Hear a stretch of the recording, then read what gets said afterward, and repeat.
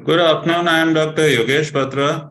I am a senior consultant in gastroenterology at Indraprastha Apollo Hospital, Delhi. I would be talking about common diseases in gastroenterology today, and I have chosen liver-related diseases rather than the entire gastroenterology. So I'm sorry for this technical glitch that has taken us some time to go live. And the PPT is still being uploaded. So we could start with some basic questions about disease.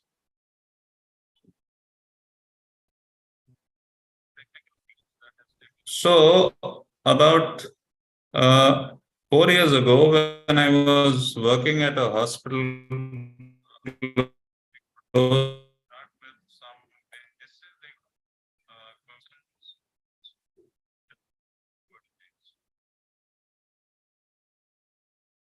close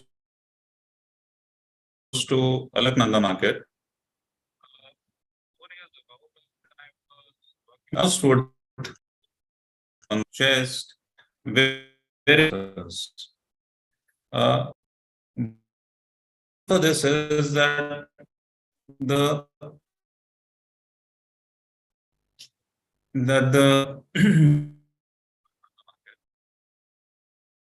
awareness about liver disease, about heart disease, and would be able to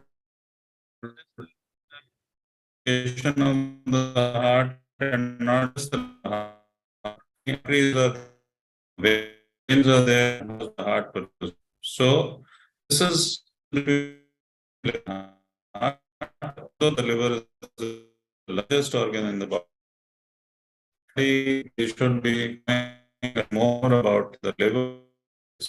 The liver is the factory of the body, and the liver does a number of things on our metabolism, which means that controlling our metabolism means that it controls how it's converted to fat. Fat is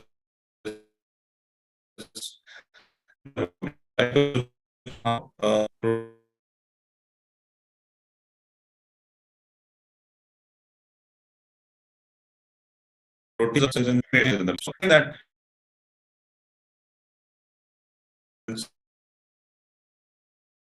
liver is probably one of the most functions take place. Now, liver disease can actually be divided into acute diseases and chronic diseases. When I talk about acute diseases, it means that these are diseases which have come suddenly, they are fulminant, and they can result in liver failure. Chronic diseases are diseases which have been there for a long period of time, and they lead to liver damage gradually. Usually, the differentiating factor between acute and chronic diseases is a timeline of 6 months. So anything which happens before 6 months is classified as acute. Anything which happens after 6 months is classified as chronic. The commonest cause of liver disease happens to be viral hepatitis. And the hepatitis viruses can be divided into hepatitis A, B, C, D, and E. Hepatitis A, E are viruses which cause acute hepatitis, while hepatitis B, C, and D are viruses which cause chronic hepatitis. So if somebody has acute hepatitis A or E, he is likely to have jaundice, pain in the right side of the liver, anorexia, that is inability to eat. At times, there can be some swelling of the feet and swelling of the abdomen. This is usually a self-limiting disease. It lasts for 2 to 3 weeks, and it usually goes away in 2 to 3 weeks' time. The treatment of acute viral hepatitis is conservative and it usually goes away in a time period of 2 to 3 weeks. Symptomatic management, like management of nausea, management of vomiting, improvement of appetite, management of itching, is all that we need to do. Chronic hepatitis, on the other hand, is something which can continue for a long period of time, and it leads to liver damage. Acute hepatitis, if it resolves completely, does not lead to any residual liver damage. So chronic hepatitis can result from hepatitis B and hepatitis C. It is a slow inflammation which continues in the liver, and as injury at any place within the body, once there is injury, there is inflammation, and healing takes place by scar formation. So these scars go on forming within the liver, and these scars lead to nodularity within the liver. These nodules lead to what is known as cirrhosis. Now, cirrhosis can cause various problems, and the commonest problem which result because of cirrhosis is swelling of the feet, swelling of the abdomen, formation of veins inside the esophagus, which can eventually burst and lead to blood vomiting. Cirrhosis can also lead to encephalopathy. Encephalopathy means that there can be difficulty in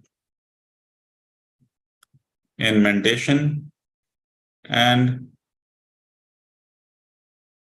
so the slides are up now, and I will go to the relevant slides.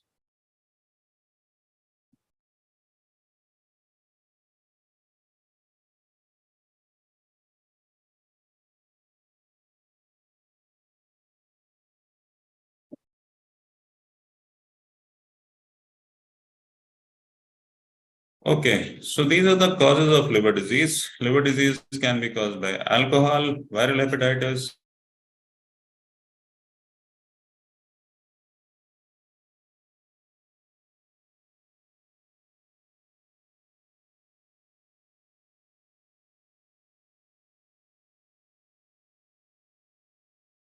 which means deposition of fat, Wilson's disease, iron, or primary sclerosing cholangitis. I've already told you acute hepatitis can be caused by any of the viruses A, B, C, D, and E. Chronic hepatitis and cirrhosis are caused by B, C, and D. Hepatitis A and E are spread by water and contaminated food, while hepatitis B and C are spread by blood products, human secretion, and sexual intercourse. You can see the giraffe on top. So it is said that if we continue to eat the way we are eating, very soon giraffes are going to look like this. So fatty liver is an epidemic in our country because we are the diabetes and the obesity capital of the world today. That is because we eat too much of carbohydrates and sugar. It results in deposition of fat within the liver, and these are the liver cells which are full of fat. So this is the normal liver, which now have started becoming fatty. This is known as steatohepatitis. Once inflammation sets in, then there is fibrosis, finally cirrhosis. And cirrhosis eventually leads to liver cancer or hepatocellular carcinoma. The next major cause after fatty liver is alcohol. Alcohol damages not just the liver, it can cause cardiovascular disease like coronary artery disease, stroke, hypertension. It leads to increased risk of cancer, so cancer of the liver, stomach, colon, pancreas, breast, mouth, and throat can all happen because of alcohol. It can impair the immune system, it can cause malnutrition, and it can have reproductive effects. So this is what alcohol does to you. It is actually the reverse yoga. I mean, you are drunk, you lie down anywhere, and you do not know what is happening. So what are the symptoms of liver disease? If someone has mild disease, it can be weakness, loss of appetite, or jaundice. If there is severe disease, then there can be swelling of feet, swelling of abdomen, bleeding from the mouth, rectum, bleeding from other sides, loss of consciousness, or liver cancer. That brings us to the question that what is jaundice? Jaundice is not a disease, it is a symptom of liver disease. Jaundice means yellowness of the eyes and skin. Jaundice can be because of obstruction of the secretion of bile, which can happen within the liver or it can happen outside the liver. So if it happens outside the liver, it is known as obstructive jaundice, and it can be because of malignancy, it can be because of stone. This is what hepatitis B looks like. So initially you have acute hepatitis B. 90% of adults with acute hepatitis B resolve completely, whereas 90% of children go on to develop chronic hepatitis, which means that the virus remains inside the liver for long periods and goes on having an inflammatory response. So this then leads to cirrhosis. Cirrhosis can progress to either liver cancer or liver failure. Once liver failure sets in, then there is no other option apart from liver transplant or the patient dies. So if we have to take care of hepatitis B, it has to be done before chronic hepatitis sets in or before cirrhosis sets in. Effective treatment is now available, and this can easily be done, provided one reaches the gastroenterologist or the hepatologist. Coming to acute hepatitis, we've already discussed the viruses which cause acute hepatitis. What to do in case you have acute hepatitis? Well, you consult your family doctor. You may need a few blood tests called as liver function tests. You may be given some symptomatic treatment till the reports come in, and the doctor will assess if you need to be hospitalized. What is not to be done is that do not take non-prescription drugs, do not put strings along your neck or on the feet, do not do jhar food like it is seen here in one of the villages of Rajasthan. Do not bathe in special waters because that is not going to help to cure hepatitis. Again, to re-emphasize, there are no specific food restrictions for hepatitis. So earlier there were a lot of myths which were prevalent around hepatitis that one should not eat anything yellow, one should eat a lot of sugarcane, and to the extent that people will go get the machines washed, sanitize, and then take out fresh sugarcane juice. Well, the whole idea was that the sugar levels should not come down. Those are not needed anymore. We know now that if you're eating normal food, good nutrition, then you do not need any specific treatment. Nausea and vomiting are common, so light and frequent meals are recommended. Fats, proteins, and haldi need not be restricted. As I told you, sugarcane juice is not required. So what should I avoid? Well, if you have jaundice, avoid fatty foods because it causes discomfort, avoid alcohol, and do not drink alcohol for the next 6 months. This is again a very common question, that when can I restart drinking? Medicines not prescribed by a family doctor. So non-prescription medicines should not be taken. Do not eat local medication until specified. Avoid excessive physical activity. As I told you, these are self-limiting conditions. So bed rest is actually the main thing to cure the disease. And drink lots of fluids. When a hospitalization needed, well, hospitalization is needed only in a selected percentage of patients. You don't need to hospitalize each one and everyone who develops jaundice. Most can be managed at home. So you need to be hospitalized if there's persistent vomiting, there's severe generalized weakness, there's development of drowsiness, grossly abnormal liver function test, which means that the AST, ALT, the SGOT-PT values going into thousands, or jaundice in a lady who's pregnant. These are the only indications of hospitalization. Otherwise, 90-95% patients with jaundice can actually be managed at home. Is treatment available? Acute hepatitis is self-limiting, so no specific treatment is available. Bed rest and good diet are the cornerstones of treatment. Alternative medicines like homeopathy, Ayurvedic, and various other concoctions have not been found to have any additional benefit. Can acute hepatitis be prevented? Yes, it can definitely be prevented. And the simple prevention formula is clean drinking water, eat clean, well-cooked food, avoid uncooked foods, vegetables, salads, unpeeled fruits, or unpasteurized milk, and wash your hands before eating. Simple things which we have been learning since we were children in school, but we seldom implement them. For you IT people, well, you're eating most of the times with your hands on the laptop, so these things should be avoided. You should eat only at a designated time. Take the work off when you're eating, wash your hands, sit in a clean environment, eat hot, well-cooked food. So coming to chronic hepatitis, as I told you, is a low-grade continuous inflammation caused by hepatitis B and C, eventually leads to development of scarring, cirrhosis. What are the symptoms? It causes weakness, lethargy, mild fever, mild jaundice, and pain in the right upper abdomen. It should be suspected when there is a history of blood transfusions, surgery, in alcohol consumers, in positive patients or partners, and in healthcare workers. How is it diagnosed? Well, you need a number of serological tests like HbSAg, HbEAg, anti-HCV, and HCV-RNA. Other supportive tests are ultrasound and endoscopy, and finally, at times, a liver biopsy may be suggested.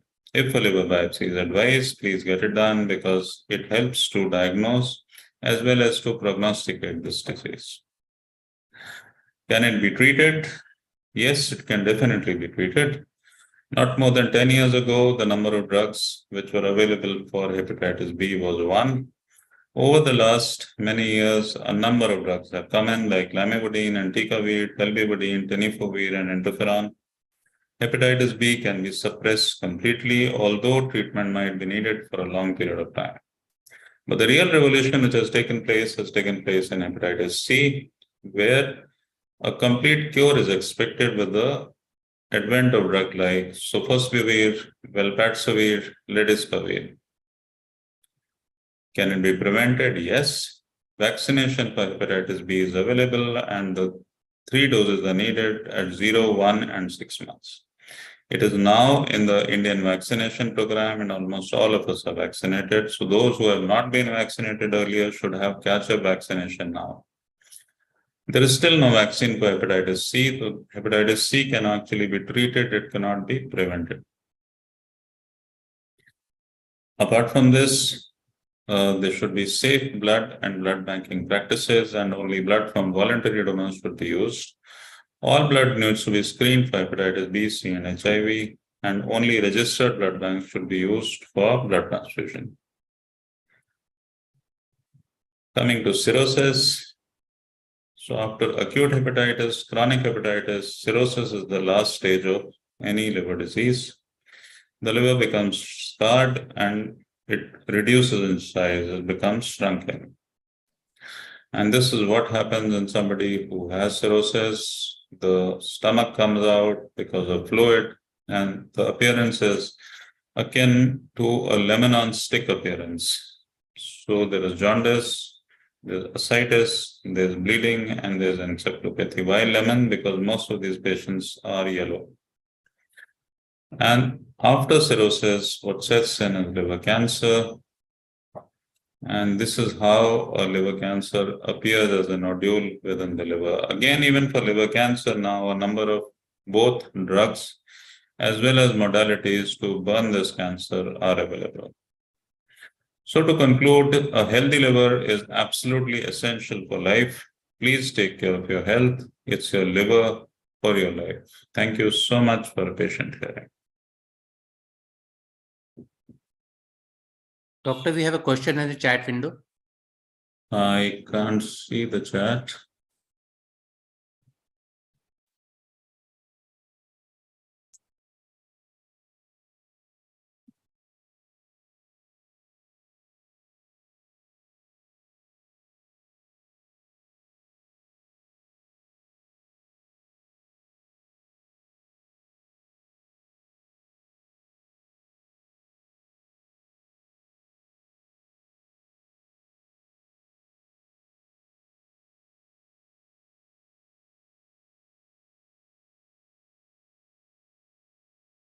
Can you see the question, doctor? Yeah, I can see it now. I'll be posing questions here. Yeah, thank you.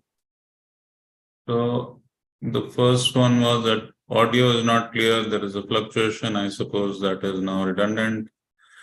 Abhishek has asked that, Praveen Kumar has asked that I have H. pylori and done treatment before 6 months, but still have gas issues. Also have back pain and right stomach pain. So H. pylori is essentially something which, once it comes to inhibit, the stomach does not go away easily. However, these gas pains and back pain might not be H. pylori related, because H. pylori is a commensal. It is something which is there in the body in the Indian subcontinent in almost 90% of people. So it might be something else which might be causing the gas. So he needs to be evaluated by ultrasound, endoscopy, and blood tests, the cause of the gas found, and then treated accordingly.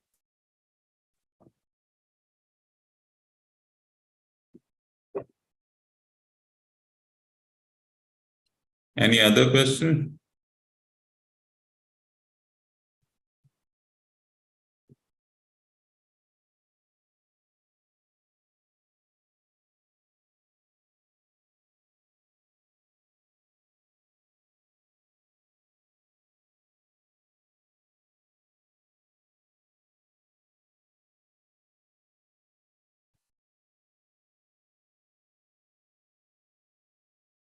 So if there are no other questions, then should we end the session?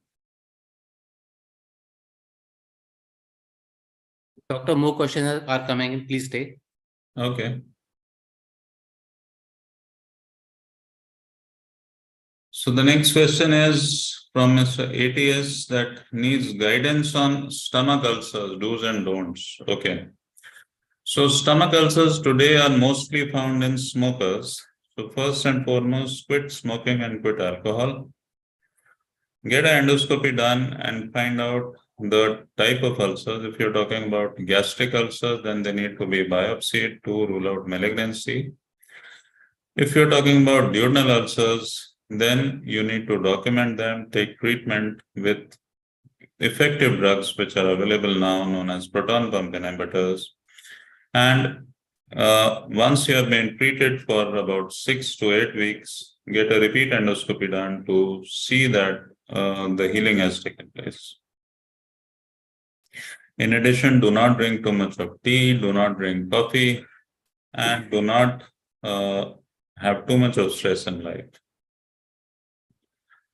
There's another question. What is the precaution in terms of lifestyle changes in diet? We have to take, as my SGPT ALT is 67.7, which is as per the reports on the higher side. Yes, that is true.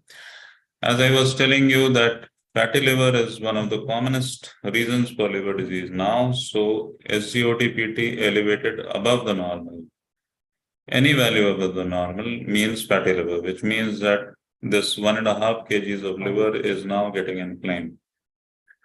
So these values have to be brought down to normal. So if you are overweight, you need to reduce weight. That is actually the most specific thing to do for fatty liver.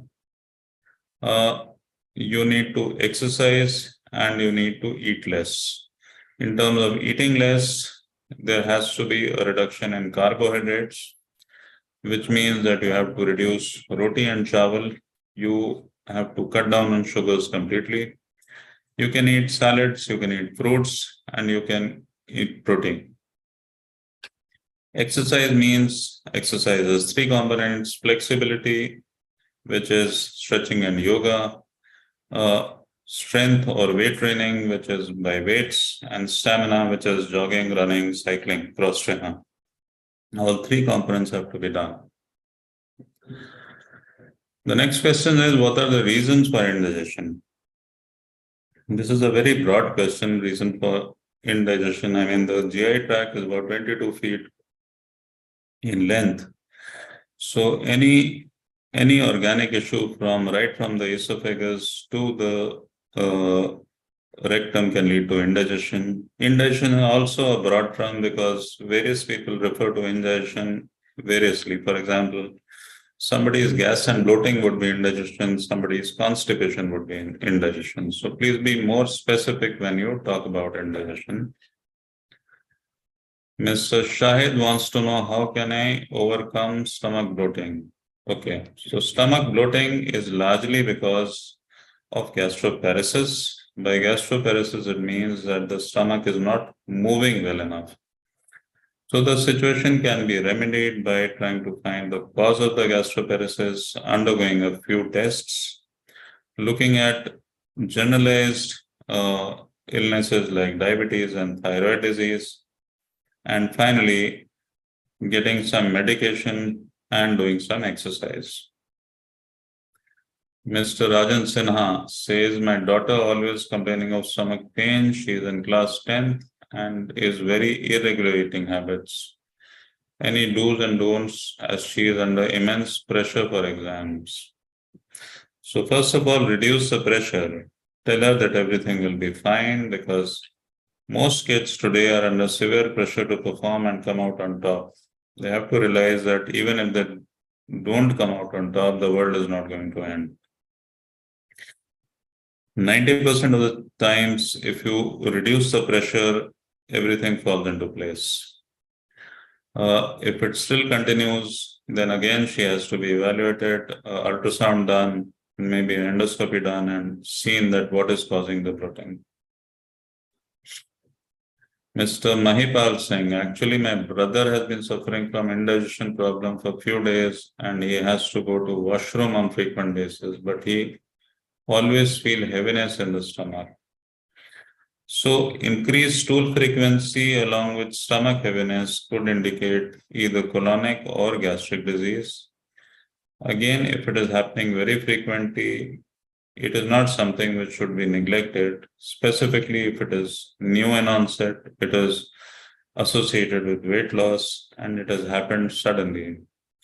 He needs to be evaluated, needs to be seen by a gastroenterologist, some tests done, and then medicine instituted.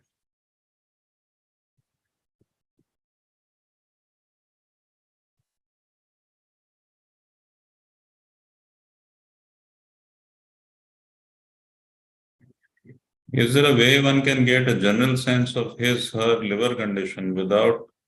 Yes, but he still has to be seen by a doctor, because only a doctor would be able to assess by asking him certain questions and examining his liver.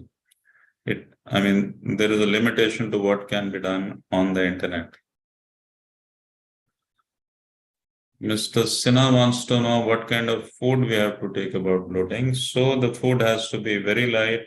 There should be nothing from outside, nothing actually coming out of a packet. So no dalmot, kurkure, haldiram, nothing. Nothing like burgers, pasta, pizza. So chole bhature, no outside food at all. Light home cooked food is the only way that the bloating is going to reduce. And if you are in a sitting job, you need to exercise. Pooja Malhotra wants to know what are the reasons for pus in the liver. Well, pus in the liver means that pus can be in the bile duct, which happens if there is an obstruction to the bile duct, which can be malignant or it can be because of stones. Pus in the liver cells means that you're talking about a liver abscess, which can happen because of amoebae, various organisms, amoebae, or it can happen because of bacteria. In both these situations, the pus has to be drained, otherwise it is going to lead to sepsis, and the sepsis can actually be life-threatening. A cyst in the kidney due to pus, what is the suggested treatment for 73-year-old? Again, the same thing. If there is pus anywhere in the body and pus in a closed cavity, it has to be drained.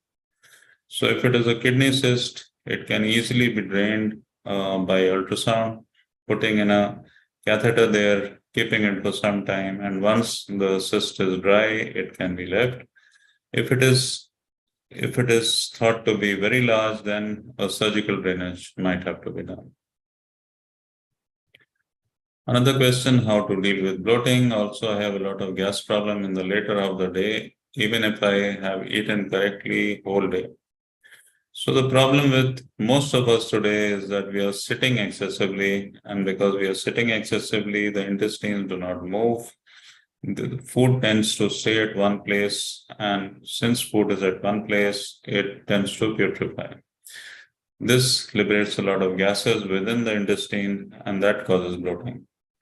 So keep moving every hour and do regular physical activity, regular physical exercise, vigorous physical exercise, 1 hour every morning. In addition to some medication like prokinetics and proton pump inhibitors, which can only be given by a doctor.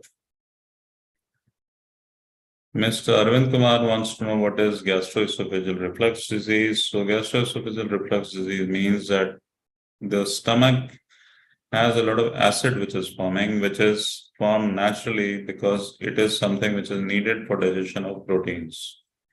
The esophagus, on the other hand, is designed not to have acid in it because there is no digestion taking place in the esophagus. So if the stomach acid comes into the esophagus, it causes burning and it can cause pain. This is gastroesophageal reflux disease. Another reason for this is a weak sphincter in between, what is known as a hiatus hernia. Next question is that what is the main cause of chronic hepatitis in India? So essentially, hepatitis B, C are the common causes of chronic hepatitis. But if you talk about liver disease as a whole, then we are also now dealing with fatty liver or non-alcoholic fatty liver disease, NAFLD, and alcoholic hepatitis. In fact, NASH and ASH, non-alcoholic steatohepatitis and alcoholic steatohepatitis, have far overtaken viral hepatitis as the cause of chronic hepatitis in India. How good are probiotics for the digestive system? What probiotic edible options are available today? Excellent question. So probiotics are considered to be good bacteria which replace the bad bacteria causing disease. The digestive system has a layer of bacteria, and these bacteria are supposed to mediate a number of functions of the digestive system, including the brain-gut axis. So probiotics are good, no doubt about that. Probiotics are marketed as in two ways. One is food. So simple dahi is a probiotic, isabgol is a probiotic. These are probiotics which are available at home. There are certain probiotics which are marketed as food, which are like Yakult, Nesquik, which are available over the counter. You don't need a prescription for them and you can safely take them regularly. The third category of probiotics is probiotics as medicine, which have a higher concentration of bacteria, and these can only be taken as a prescription. Thanks for the guidance on high SGPT. However, my weight is only 65. We'll try to follow as guided. But what is your height? So, if your weight is not very high, you could be having what is known as lean NASH. A small amount of weight reduction, evaluation of what is causing it, because at times there could be hepatitis B or C which could be causing it. So you have to be evaluated once as to what is the reason for high SGOTPT, and only then a treatment plan can be instituted. Is there any way to get a general sense? I think I answered that already. Without seeing or without examining, there is no way that anyone can give opinion about the condition of the liver. Liver transplant, what are the success rates of transplant in India? More than 90%. However, medication to prevent rejection have to be taken for a long period of time following a transplant.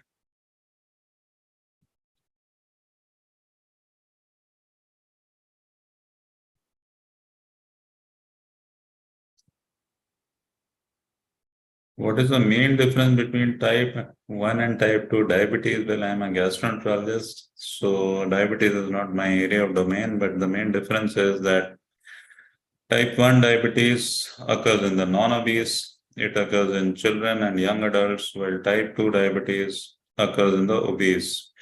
Type 2 diabetes occurs because the insulin which is secreted is not enough for the body. So, since there is obesity, the amount of food which is available, the insulin turns out to be deficient. While type 1 diabetes can happen even without this kind of a situation. Any special precautions diabetic person should take to prevent damage to the liver? Yes, diabetics are prone to develop NAFLD. In fact, the commonest cause of fatty liver in India today is diabetes, and diabetics should never become obese. And that is the only way that diabetics would prevent not just diabetes related complications, which include not just liver disease, it also includes heart disease, neurological disease, neuropathy. It would all disappear if they are not obese, and the diabetes also would tend to get controlled. So diabetics should never put on weight. Is cirrhosis or liver damage reversible? Once cirrhosis sets in, it is not reversible, except in certain situations like secondary biliary cirrhosis, where some degree of reversal can be brought, or now there is data that NASH cirrhosis or hepatitis C cirrhosis can be reversed. Otherwise, in general, once cirrhosis sets in, liver has become hard, it has become fibrotic, it is difficult to reverse this. What is fatty liver? Explain in layman terms. Okay. So, when there is a lot of fat, supposing there is diabetes, so in diabetes, the carbohydrate which is accumulated within the body is not being consumed. So, जब चीनी ज़्यादा होती है तो ये चीनी जो है शरीर के अंदर घूमती रहती है. तो शरीर ये चीनी को फेंक नहीं सकता, बिकॉज शरीर की आदत है कि उसके अंदर जितना भी आप दोगे वो कहीं ना कहीं स्टोर हो. तो शरीर इस चीनी को फैट में कन्वर्ट करता है और फैट में कन्वर्ट करके जगह जगह पे जमा कर देता है. ये आदत इसलिए आई है बिकॉज एक टाइम पे हमारे पास खाने को नहीं होता था, हम फैमिन से गुजरते थे, तो we have what is known as a thrifty gene. So ये चीनी जो एक्सेस में है वो सारी की सारी चीनी फैट में कन्वर्ट हो जाती है और जगह जगह पे जमा हो जाती है. लिवर 1.5 किलो का है, लिवर सबसे बड़ा ऑर्गन है, तो एक बार जब पेट की जगह खत्म हो जाती है, जो पेरिटोनियम में फैट जमा होता है वो जगह खत्म हो जाती है, तो ये सारा लिवर के अंदर जाके जमा हो जाता है. तो जब लिवर के आके जमा होता है तो जो नॉर्मल लिवर है जो कि एक ब्राउन कलर का होता है जिसके सेल्स सिकुड़े हुए होते हैं, वो सेल ब्लोट करने लग जाते हैं बिकॉज ऑफ लिपिड डिपॉजिट्स और फैट डिपॉजिट. इसी को फैटी लिवर कहते हैं.